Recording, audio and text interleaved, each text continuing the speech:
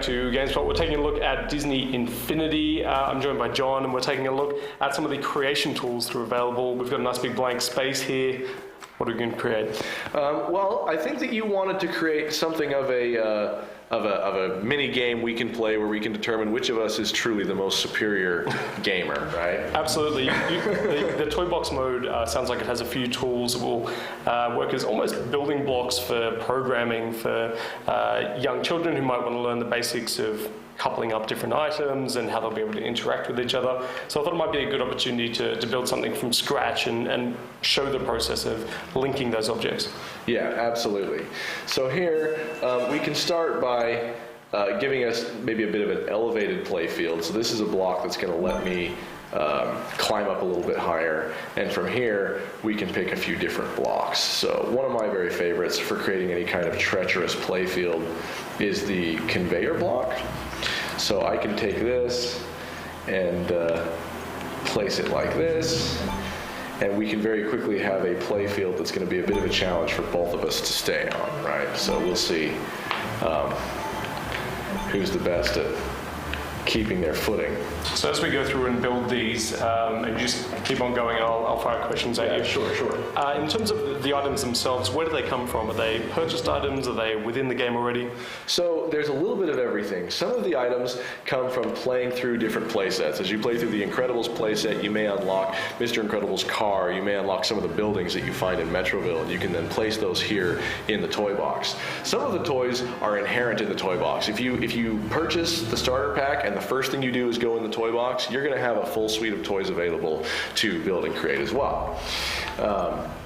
So there's a little bit of everything. Some come from the play sets, some come with individual toys, and some are here just to get you started. Okay, so at its very most basic, in just a matter of moments, I've created this playfield. Now we can both come up over here, and if you hit the X button when you're near this pipe, it should allow you to climb up to the top. Now, we can, as part of a gentleman's agreement, just decide that whoever ends up getting knocked off of this thing first loses, right? And we can then use all of our powers and different abilities and different toys in an attempt to stay up here. But if you want this to be a little bit more official, for example, we can then take a toy like the, for example, let's use the race gate. And we can say, actually, the goal of this game now is to be the first person to successfully cross this race gate, and we're going to do everything we can to impede each other from doing so. And to make it entirely on the up and up, so that we know that no one is claiming they went through the gate when they really haven't. Not that I would ever do anything like that. We can actually place some of these party cannons here at the end. Looks like I may have lost my race gate. Let me place that back. There we go. And now using the magic wand, I can actually, from down here, I can select that race gate, and we can choose its behavior of crossed by player, any player. And now I can pick these party cannons, and I can say, okay, if somebody gets through there, let's have the fireworks go off. And these Infinitoys, they are not limited to just be connected to one object. I can say, no, I want another link, and I want to link it to the other party cannon. Let's see here. And now I want confetti to come out of that one. And now, if I climb back up there, we can say, ready, set, go. And maybe I'll pick an item a little bit more combat useful than the magic wand. Let's say we use the flaming pumpkin. And now, ready, set, go. Okay, who can get there first? And, oh no! And you barely made it through. As you can see on my screen, the fireworks went off, and you legitimately beat me at a game that, granted, it was fairly simple and fairly small, but we put that together in just a matter of minutes. So you can imagine with the tools available what you could do if you had a little bit more time and a little bit more design work ahead of time. Great. You mentioned a calculator earlier, some of the stuff that the design team have already created, some great verticality with racing levels. What are the limits of the items that can be put into the game? Well, we've done everything we can to optimize them well enough that you aren't limited to using just a few of these at a time. I mean, I don't have any fixed numbers, but you can use hundreds of these toys at once together to build very large, very complex setups. Let's try to build something else. Okay. You mentioned the three-way soccer, and that's something we saw a little bit of at GDC. Can we put a twist on that one? Sure we can. So let's start with, if you're going to play any kind of soccer, you've got to have a goal of sorts. So let's go ahead and put down some goals here. You can put down one there, but maybe you're playing with, maybe there are 3 of you, and maybe it makes more sense to have as many as 3 goals instead of 2. And now, to keep track of who's winning, let's go ahead and pull up the scoreboard. And this toy we can use to keep track of who has done what. All right, so we've placed our scoreboard. Now, using the magic wand, we are going to connect each of these goals. So this goal, for example, we'll select it and we say, okay, goal scored. It's really the only thing you can do with a goal. We connect that to the scoreboard. We can say, we want this to be player 1's score, player 1's goal. If you score a goal here, this is going to be player 2's goal. Could you change the properties then so that it was 3 open goals and a ball that would score to any individual regardless of which goal it went into? We do have a team selection tool, and I don't know if we can. I think we theoretically could do that. I've never set it up that way before, but we probably could set it up so that it recognized a player as opposed to just an object going through the goal.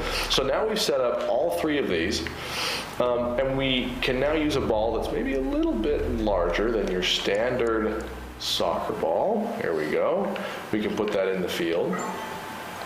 But now, if you like, hang on, let me actually place that in the world as opposed to nearly place it in the world. There we go. Okay, there's the soccer ball. But as opposed to just run around and push the ball around, perhaps we make things just a little bit more interesting. Maybe we bring in, let's go ahead and bring in the Cinderella carriage, and let's bring in the elephant. Yeah. Okay. So, I, being a gentleman, will allow you to choose your vehicle first. Looks like that ball may have gotten away from us a little bit, so let me go ahead and bring in another one. So, by all means, choose your vehicle just by running up to it and pushing X. You can use either of these. Syndrome in the carriage is going to look pretty amazing. So. Yeah, Syndrome in the carriage is pretty amazing. Really quickly, though, I want to manly up my carriage just a little. So I'm going to use the green goo gun, which grows different objects. And, oops. Whoops. Yeah, well, everybody likes to be a little bigger. If I can hit my carriage. Oh, that doesn't appear to be working properly. Okay, well, never mind. Let us proceed. Okay, manly or no, I am ready to kick the ball into, and It's roughhousing. Push me off the elephant. there's one for me. I have no idea where the ball has gone. We maybe should have put a few walls around our play field before we started this. Nevertheless, I am not to be the lesser man. Here's the ball. So that may have been a little bit ill-conceived, and maybe we would have done well to have a few walls around our play field. What is the design goal of this? Obviously, the product as a whole is very much. There will be people who will buy this as a single-player experience. They will buy it for putting the toys on the portal and playing through a single-player campaign. What do you hope to be able to achieve by giving players, not just children, the opportunity to actually create content that will interact with other items within the world? Well, is there a bigger philosophy at play? Yeah, I mean, the very core idea behind Disney Infinity is this idea of recreating the experience of playing with toys. whether it be, what you remember as playing with them when you were really young. And so where you can take these toys, you can combine them in really any way that you can imagine. And so we ultimately wanted to provide the players with really simple to use tools, and a lot of them, that allow them to just build and create and play any way they wish. And it doesn't matter if that is building your own racetrack, if that's creating arenas where you can fight against a bunch of different enemies, or where you can play with your friends and determine who's the best at flying the jetpack through a bunch of loops, or whatever thing may occur to you. We just want to make those things as possible as we can. That's the ultimate philosophy behind Disney Infinity. What you do from there is whatever you wish. Yeah, there is a little bit of a push at the moment to teach programming in schools to get more people learning to code. It's not part of a larger philosophy to enable that at the ground level. I think that we definitely like the fact that we have created a way in the game to teach the basics of logic and inputs and outputs. I mean, fundamentally, we are allowing players to program behaviors of the toys, right? And we hope that is not just fun, but also educational. I think that is a goal of ours. In terms of the sharing aspect, this has kind of the hallmarks of Little Big Planet and this content creation element, and a big part of the success of games like that have been sharing that content with other players. Will they be able to do that through Disney Infinity, and how will that work given that some of the elements seem to be tied to the physical toys and the discs themselves? Sure. Well, sharing your content comes in a number of forms. First and foremost, this is a game that supports two-player split screen if you're playing on the same console, or you can have up to 4 players over a network. So you can build something, you can create something, and then you can invite your friends over the internet or over to your house to come and play with you and experience what you've done. Additionally, you have the option of creating your content, and you will be able to upload this to Disney and have it moderated properly and then published so that anybody can download and experience what you've done on their own console. But you won't run into issues where certain elements are tied to physical toys that I might not have and can't complete a level, for example? Well, some of our toys, as we covered, are connected to the power discs, right? Like Abu the elephant and the carriage that you saw, those require a power disc to be on the base for them to be in play. But if, for example, you have a toy that you've unlocked through play, and you've built things using that toy, I will be able to see that content, but I won't be able to unlock that toy for myself. I still have to do whatever you did to unlock it, but I can still see what you've built. Great.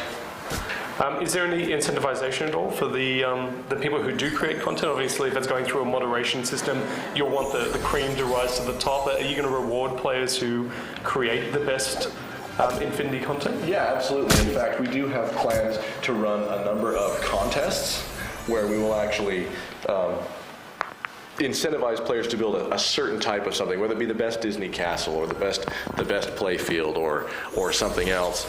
And then any number of players can submit those, and then the winners will be published, and they may receive other rewards as well. So we will build contests around this idea, yeah. I was going to say, given you're giving some of the items away in the starter pack, they'll be able to build straight out of the box, and then there's additional pieces once they actually complete some of the story through the play sets. It seems like a great opportunity to give away elements and pieces to keep those premium creators making great stuff that they can share with the community.